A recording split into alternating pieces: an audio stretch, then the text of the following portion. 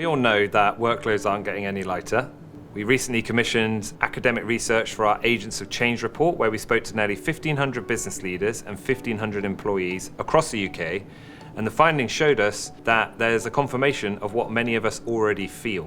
1 in 4 employees say they're doing the job of 2 people every single day. And over 1/3 of business leaders say they are also taking on the workload of 2 people. And I don't think that's sustainable. No, you're absolutely right. I think for the small and medium-sized organisations as well, stretched resources make it even tougher. That's where agentic AI really comes in. And it's amazing because it can automate workflows, manage systems, and even orchestrate complex operations without constant human input. It's about taking those repetitive, time-consuming tasks off people's plates so they can focus more on the work they really love, and that moves the needle. Businesses, whether you're in the private or public sector, can really start benefiting from agentic AI today. What we found was really compelling. Agentic AI isn't just an efficiency tool, it's a major driver of economic growth and innovation. The businesses that are embracing it fully are definitely the ones that are seeing the biggest gains.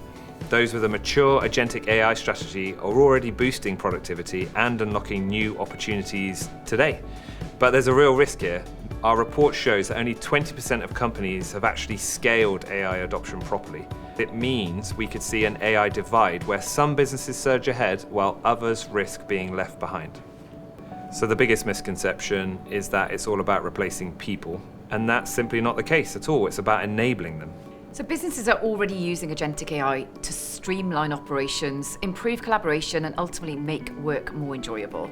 This next wave of AI is particularly exciting for business applications. AI isn't taking jobs away, it's just changing them for the better, creating more space for innovation, creativity, and impact. An organisation has really been able to adopt AI at scale is Taylor Wimpey, where they've got buy-in from the board, the CEO, the managers, and they are challenging their employees to experiment with AI. That board buy-in piece is really, really crucial for AI acceleration. They're also using it to improve the experience of customers.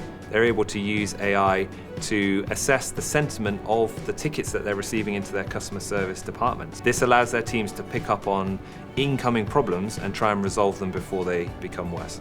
AI's potential is absolutely huge, as we all know, but it's definitely not without challenges. More than half of business leaders worry that AI could introduce new cybersecurity risks. Another challenge they talk about is workforce readiness. Businesses are concerned that AI adoption could create gaps amongst their employees between those who adapt quickly and those who struggle to keep up. But here's the good news, there's challenges, but they're just things that need to be considered, and there's a clear way to overcome them as well. If you're at the beginning of your AI journey, start with AI education, small-scale pilot programs. Test, learn, and refine. And for those that are ready to scale, the focus should be on rolling out AI more broadly while making sure employees have the skills and training they need. There's a wealth of information out there. I think a great place to start is the Agents of Change report.